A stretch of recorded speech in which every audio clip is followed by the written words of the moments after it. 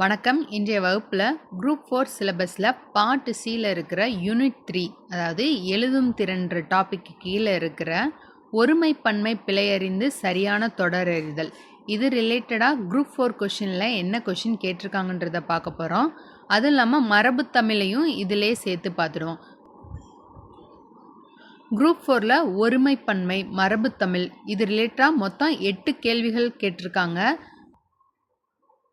ஒருமை பன்மை ரிலேட்டடாக மொத்தம் 3 கேள்விகள் இருக்குது. மரபு தமிழில் மொத்தம் 5 கேள்விகள் கேட்டிருக்காங்க. ஒவ்வொருதாக பார்ப்போம். மரபு தமிழ்லேயும் நமக்கு திணை மரபு கேட்டிருக்காங்க. நம்ம சிலபஸில் மரபு தமிழில் திணை மரபு, பால் மரபு, ஒளி மரபு, வினை மரபு, தொகை மரபு அப்படின்னு மொத்தம் 5 மரபுகள் கொடுத்துருக்காங்க. இது ரிலேட்டடாக என்ன கொஷின் கேட்டிருக்காங்க, நம்ம அது எங்கேருந்து படிக்கணுன்றதை பார்ப்போம். ஃபஸ்ட்டு ஒருமை பன்மை பிழையறிந்து சரியான தொடரறிதல் இது ரிலேட்டடாக என்ன கொஷின் கேட்டிருக்காங்கன்னு பார்ப்போம். ஃபஸ்ட்டு கொஷின் பாருங்கள். பிழை திருத்துகன்னு கொடுத்துருக்காங்க. கூற்று என்ன கொடுத்துருக்காங்க? ஒரு அணில் மரத்தில் ஏறியது. ஒரு அணிலை பற்றி சொல்லும்போது அது சிங்குலர், அதாவது ஒருமை. ஒருமையை குறிக்கும்போது ஏறியதுன்னு வரும். இதே இது பன்மையை குறிச்சிச்சுன்னா ஏறின, அணில்கள் மரத்தில் ஏறின அந்த மாதிரி வரும். சரி, இங்கே ஏறியதுன்னு தான் இருக்குது, அப்போ கரெக்டு தானே அப்படின்னு கேட்டால் கிடையாது. இங்கே என்ன தவறு அப்படின்னா ஒரு அணில் அப்படின்னு இருக்குது. உயிரெழுத்துக்கு முன்னாடி ஒன்றுன்ற எண்ணெழுத்தை பயன்படுத்துகிறப்ப நம்ம எப்படி குறிக்கணும் அப்படின்னா ஓர்ன்ற வார்த்தையை பயன்படுத்தணும். உயிர் மெய்யெழுத்து தொடங்குறதுக்கு முன்னாடி தான் ஒருன்ற வார்த்தையை பயன்படுத்தணும். ஸோ கூற்று தவறு, காரணம் சரி. காரணம் என்ன கொடுத்துருக்காங்க? உயிரெழுத்துகளில் தொடங்கும் சொற்களுக்கு முன்னர் ஓர் பயன்படுத்த வேண்டும், அது சரிதான். ஸோ ஆப்ஷன் என்ன? கூற்று தவறு, காரணம் சரி. Option B answer. Next question பாருங்கள். கூற்று யானைகள் விரைந்து ஓடியது. காரணம் யானைகள் என்ற பலவின்பால் பெயருக்கு அது என்ற ஒன்றன்பால் விகுதியே இடம்பெற வேண்டும் அப்படின்னு கொடுத்துருக்காங்க. ரெண்டுமே தவறாக தான் கொடுத்துருக்காங்க. ஏன்னா கூற்றில் என்ன கொடுத்துருக்காங்க? யானைகள் விரைந்து ஓடியது அப்படின்னு கொடுத்துருக்காங்க. யானைகள்ன்றது என்ன? பலவின்பால். அது என்ன விகுதியோட முடிஞ்சிருக்கு? ஒன்றன்பால் விகுதியோட முடிஞ்சிருக்கு. அப்போ அது தவறு. பலவின்பால் விகுதியோட தான் முடியணும். ஓடினன் முடியணும், ஆனால் இங்கே ஓடியதுன்னு முடிஞ்சிருக்கு. ஸோ அது தவறு. காரணம் என்ன கொடுத்துருக்காங்க? பலவின்பால் பேருக்கு ஒன்றன்பால் விகுதி தான் இடம்பெறணும் அப்படின்னு கொடுத்துருக்காங்க. பலவின்பால் பேர் வந்தாலே அங்கே பலவின்பால் விகுதி தானே இடம்பெறணும். ஸோ அதனால் இதுவுமே தவறு. Option D answer. இதுவுமே நம்ம ஸ்கூல் புக்கில் இருக்குது. 10th ஸ்டாண்டர்ட் இயல் 4ல் பொது இலக்கணத்தில் உயர்திணைனா என்ன, அக்ரிணைனா என்ன, அந்த உயர்திணை அக்ரிணையில் பால் பகுப்பை பற்றி கொடுத்துருக்காங்க. மொத்தம் 5 பால் இருக்குது. அதை பற்றி நான் விளக்கம் கொடுத்துருக்காங்க. இதே இது நம்ம விகுதியை பற்றி கேட்கணும்னா 10th ஸ்டாண்டர்ட் புக்லேயும் பலவின் பால் விகுதி எது, ஒன்றன் பால் விகுதி எது அப்படின்னு டீட்டெயில்டாகவே கொடுத்துருக்காங்க. ஸோ ஸ்கூல் புக்கில் நம்ம படித்து இதில் டைரெக்டாக அப்ளை பண்ணுற மாதிரி தான் கேள்விகள் வந்திருக்கு. ஸோ ஸ்கூல் புக்கையும் நல்லா படிங்க. Next question. ஒருமை பன்மை பிழையறிந்து சரியான தொடரறிதல். ஆப்ஷன் ஏல என்ன கொடுத்துருக்காங்க? அவர் கோவிலுக்கு சென்றனர் அப்படின்னு கொடுத்துருக்காங்க. அவர்கள் பன்மையை குறிக்கும்போது தான் சென்றனர்னு வரும். ஸோ ஒருமையை குறிக்கும்போது சென்றார்னு வரும். ஸோ ஆப்ஷன் ஏ தவறு. ஆப்ஷன் பியில் என்ன கொடுத்துருக்காங்க? மரம் முறிந்து விழுந்தன. இங்கே என்னது? மரம்ன்றது ஒன்றன்பால், அதாவது ஒருமை தான், ஆனால் பன்மைக்கான விகுதியோட முடிஞ்சிருக்கு. ஸோ இது தவறு. சின்றது என்ன? ஆப்ஷன் சியில் என்ன கொடுத்துருக்காங்க? சீவகனிடம் விடாமுயற்சி இருந்தது. இது கரெக்டு. ஆப்ஷன் டியில் சிறுவர் தெருவில் ஓடி விளையாடினர். இதுவும் தவறு. So option C answer. நீங்கள் ஒருமை பன்மைக்கு ஆன்சர் பண்ணணும்னா திணை மரபை பற்றி நமக்கு நல்லாவே தெரிஞ்சிருக்கணும். இந்த கொஷினை பாருங்களேன். அக்ரிணை தொடரை கண்டறிக அப்படின்னு கொடுத்துருக்காங்க. இதில் உயர்திணை அக்ரிணைன்ற திணை பகுப்பு தெரியணும். ஸோ உயர்திணைன்றது என்ன? உயிருள்ள பொருட்களை பற்றி குறிக்கிறது. உயிரற்றதை குறிக்கிறது அக்ரிணை.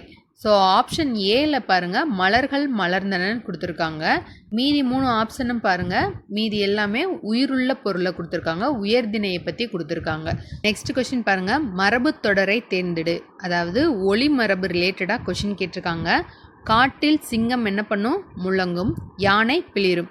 இது நம்ம 8th ஸ்டாண்டர்ட் ஸ்கூல் புக்லேயும் கொடுத்துருக்காங்க. 8th ஸ்டாண்டர்டில் ஃபஸ்ட் இயரில் தான் இருக்குது. ஸோ இது நம்ம ஈஸியாக ஆன்சர் பண்ணிவிடுவோம். இந்த கொஷினை பாருங்கள். இந்த கொஷின்லேயும் ஒளி மரபு தான் கேட்டிருக்காங்க. ஆனால் இதுக்கான சோர்ஸ் எங்கே இருக்குதுன்னு தெரில. புல்னா என்ன, சிமிழ்க்கும் அப்படின்னு நம்ம ஆன்சர் கீனில் கொடுத்துருக்காங்க. நெக்ஸ்ட்டு விலங்குகளின் இளமை பெயர்களை பொறுத்த சொல்லி கேட்டிருக்காங்க.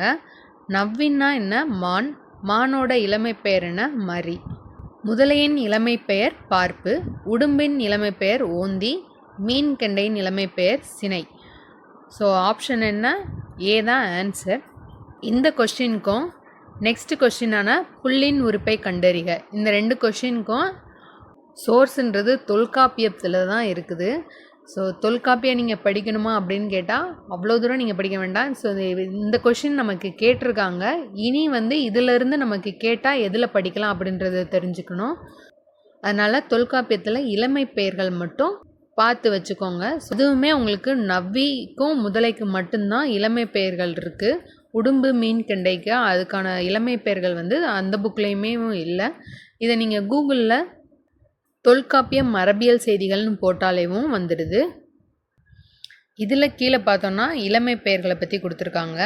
மொத்தம் இளமை பெயர்கள்ன்றது 9 இருக்குது. பார்ப்பு, பரல், குட்டி, குருளை, கன்று, பிள்ளை, மகவு, மரி, குளவி. ஸோ இதுக்கு கீழே இளமை பெயர்கள் ஒவ்வொரு இளமை பெயர்கள் எது எதுக்கு பொருந்துது அப்படின்ற மாதிரி கொடுத்துருக்காங்க. பார்ப்புன்றது என்ன? பரப்பவற்று இளமை, தபல்வவை, குரங்கு. இதுக்கெல்லாம் என்ன வரும்? பார்ப்புன்றது வரும். மரின்றது எது எதுக்கு வருது? யாடு, குதிரை, நவ்வி, உலை, ஓடும் பல்வாய். ஸோ நவ்வின்றது என்ன? மான். மானுக்கும் இளமை பெயர் என்ன? மரி. இதுக்கு கீழேவும் புல், மரம்ன்ற இனப்பெயர்களை பற்றி கொடுத்துருக்காங்க. இதுலேருந்து நமக்கு ஒரு கொஷின் வந்திருக்கு. என்ன கொஷின் கேட்டிருக்காங்க? புல்லின் உறுப்பை கண்டறிக அப்படின்னு கொடுத்துருக்காங்க. ஆப்ஷனில் என்ன கொடுத்துருக்காங்க? தளிர், முறி, குலை, ஓலை. ஸோ இந்த தளிர், முறி, குலைன்றது என்ன, எதோட பெயர் அப்படின்னு கொடுத்துருக்காங்க? மரப்பெயர் அப்படின்னு கொடுத்துருக்காங்களா? ஸோ ஓலைன்றது புல்லோட பெயர். ஸோ புல்லோட இனப்பெயர் எது, மரத்தோட இனப்பெயர் எது அப்படின்றத பார்த்துக்கோங்க. தோடுன்றது புல்லுக்கும் இனப்பெயராக வருது, மரத்துக்கும் பெயராக வருது. இலை, பூ, அரும்பு இதெல்லாம் மரப்பெயராக வருது. இதழ்ன்றது புல்லோட இனப்பெயர். இதழ், இலை, பூ, அரும்பு இதை கொடுத்து மரப்பெயர் அல்லாதது எது அப்படின்னு கேட்டாங்கன்னா இதழ்னு உங்களுக்கு தெரிஞ்சிருக்கணும். ஏன் இந்த 4 பெயர்களையும் சூஸ் பண்ணேன் அப்படின்னா, நமக்கு இந்த 4மேவும் ஒரு மரம்னு இருந்தால் இதெல்லாம் இலை இருக்கும், அங்கே பூ இருந்துச்சுன்னு வச்சுக்கோங்களேன், அந்த பூவில் இதழ் இருக்கும், அரும்பு. ஸோ இது எல்லாமேவும் ஒரே பெயராக தெரிகிற மாதிரி இருக்குது. ஆனால் அதில் டிஃப்ரென்ஸ் என்ன அப்படின்றத நமக்கு தெரிஞ்சிருக்கணும். ஸோ புல்லோட இனப்பெயர்ன்றது இதழாக வரும், மரப்பெயராக இலை, பூ, அரும்பு வரும். ஸோ இதை தெரிஞ்சிருக்கணும். இதிலிருந்து கொஷின் கேட்டால் நமக்கு ஆன்சர் பண்ண தெரிஞ்சிருக்கணும்.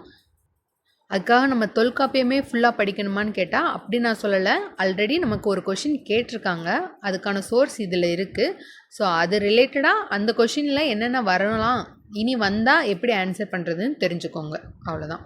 அதே மாதிரி காய், பழம், தோல், செதில், வீழ்ன்றதும் மரத்தோட தொடர்புடைய பெயர்கள் தான். ஸோ இந்த கொஷினுக்கு ஆன்சர் என்ன? புல்லின் உறுப்பை கண்டறிக அப்படின்றதுக்கு ஆன்சர் டி. நம்ம நிறைய பேர் தளிர்னு தான் நினச்சிருப்போம். ஓகே, நம்ம சிலபஸில் பார்ட் சியில் இருக்கிற யூனிட் 3ல் மேக்ஸிமம் எல்லாமே கவர் பண்ணியாச்சு. இன்னும் நிறுத்தல் குறியீடுகள் மட்டும்தான் பார்க்க வேண்டியது இருக்குது. மரபில் திணை மரபு பார்த்தாச்சு, பால் மரபு, இளமை, இன்னும் வினை மரபு மற்றும் தொகை மரபு பற்றி தான் நமக்கு கொஷின் கேட்கலை. ஸோ ஆனால் அதுக்கான சோர்ஸும் நம்ம ஸ்கூல் புக்லேயும் கொடுத்துருக்காங்க. 8th ஸ்டாண்டர்ட் முதல் இயல்லேயும் நமக்கு வினை மரபு, தொகை மரபு இதெல்லாம் கொடுத்துருக்காங்க. ஸோ அதையும் படிச்சிடுங்க. நெக்ஸ்ட் கிளாஸில் நிறுத்தல் குறியீடுகளை பற்றி பார்ப்போம்.